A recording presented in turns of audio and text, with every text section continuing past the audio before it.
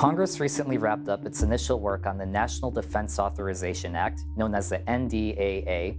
On the table are some items this year that might seem a little out of the ordinary for congressional talks about military funding, like investment in rare mineral supplies.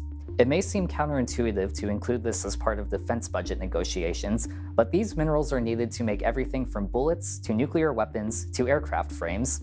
The Senate wants to inject $1 billion into the national stockpile of critical minerals to shore up the defense supply chain. China controls the market for the majority of critical minerals, so if the US got into a conflict with China, Beijing could almost entirely cut off the supply of metals, including antimony. Without antimony, the United States cannot produce basic ammunition, from everything to bullets to Javelin anti-tank missiles. The National Defense Stockpile is meant to provide these minerals during an emergency like this.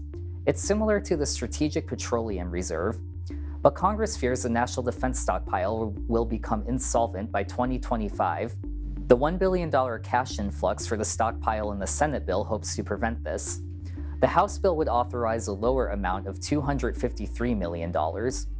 Both bills would give the Defense Department greater control of the national defense stockpile and would require a series of reports on minerals of particular concern in the supply chain. So, Congress and the Biden administration may be on the same page about shoring up the critical mineral stockpile, but the NDAA pushes back against the Biden administration's nuclear policies. Both the Senate and House bills reauthorize the Sea-Launched Cruise Missile Nuclear Development Program. The program is more commonly referred to by its acronym, SLCM-N. The Biden administration wants to cancel the program, and supporters of that position say putting nuclear weapons on attack submarines would undermine their mission without significantly enhancing the US nuclear posture.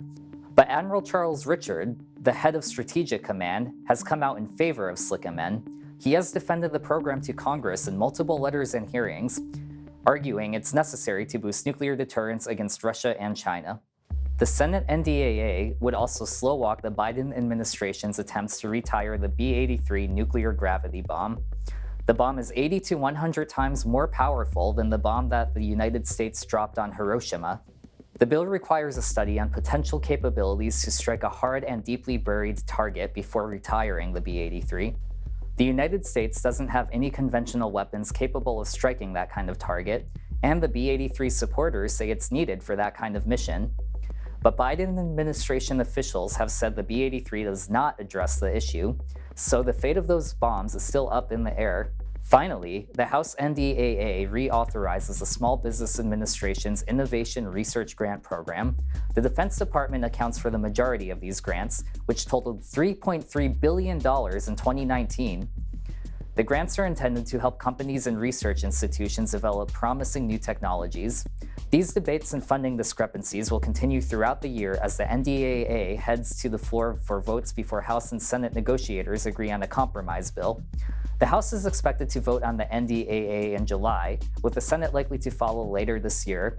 For more on these topics, you can check out our coverage on defensenews.com. For Defense News, I'm Bryant Harris.